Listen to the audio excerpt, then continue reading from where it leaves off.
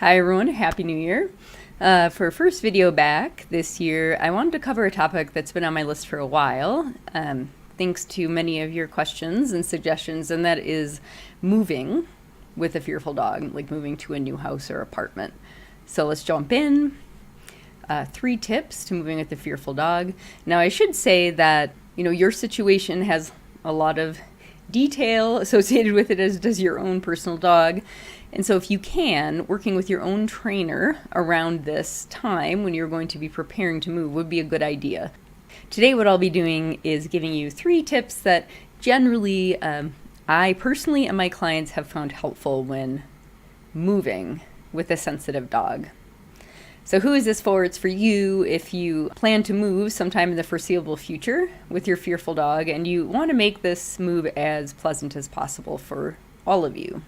Tip number 1, talk to your vet or a veterinary behaviorist about whether anti-anxiety medication might be helpful during this time. A lot of you have dogs who are already on medication, but you can still ask about whether there's anything sort of for temporary use that you could use at least around the time of the move. This is something that we did when we moved Pancake up here to our current home, and it was really helpful for us. Here's Mr. Pancake. In his crate, his veterinarian prescribed short-acting anti-anxiety medication that was a bit sedating. I gave it to him well before I had to actually put him in the car to drive him to the new house, and then he snoozed the whole way. And then additionally, she had me give it to him for several days after the move to kind of help him settle in, and it was really a huge benefit to him. Tip number 2 for moving with a fearful dog, try to set up your dog's safe space in the new house as soon as possible, ideally before you actually bring your fearful dog to that new house, and fill it with, their favorite familiar stuff. Here's a photo of Pancake's initial or original safe space here at our current home before I brought him up here. So I had picked up the chairs.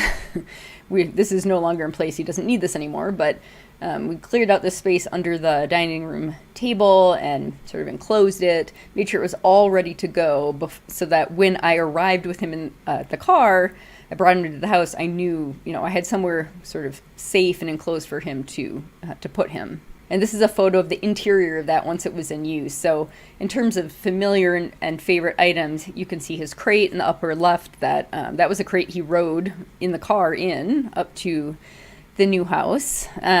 Also his favorite bed, that round bed on the right, some food toys, his favorite chews.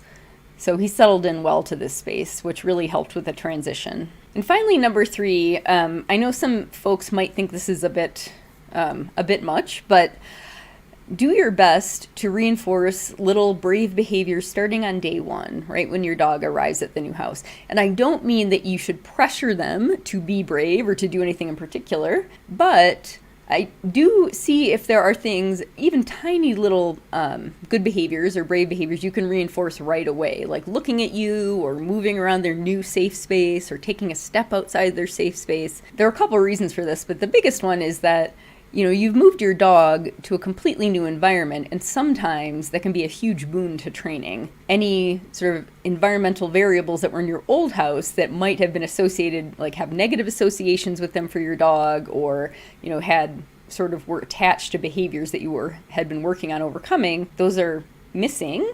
You got, in a way, kind of a clean slate environmentally when you come to the new house. And so sometimes you can make better progress in the new environment. And this is certainly how it went with us with Pancake when we moved him to our house up here in the mountains, and I've seen this with some clients as well. So for example, I have a little video of Pancake in the first, I think, several days he was at this house. So you can see his safe space is behind him, and the fencing was an X-pen, and it could be opened either in the front, sort of to the kitchen and living room area, and there was also a way for me to open it up so that he could come into this family room.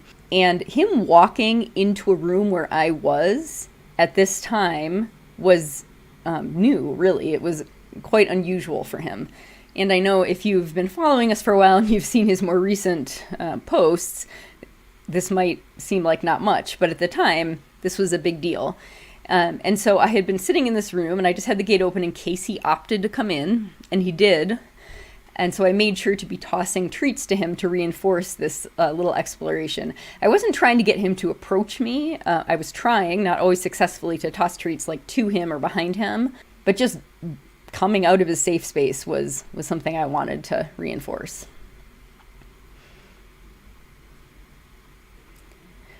So this is a far cry from how brave he is now. But like I said, just moving around in a room where I was sitting and moving out of his safe space into this other room was a huge step for him. And it was partly, I believe, made possible by this change in environment from the old house to the new house.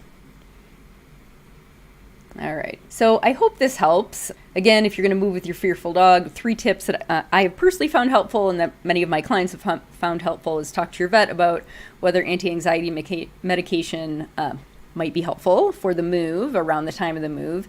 Set up that safe space in the new home as soon as you can, and have things in there that your dog already knows and loves, like their favorite bed.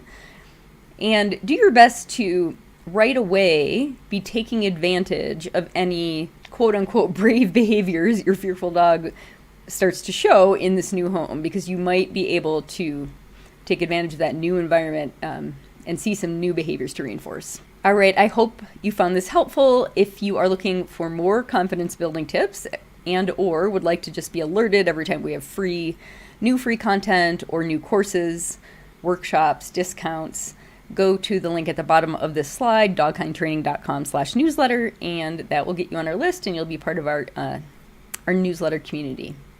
All right, thanks everybody. Happy New Year.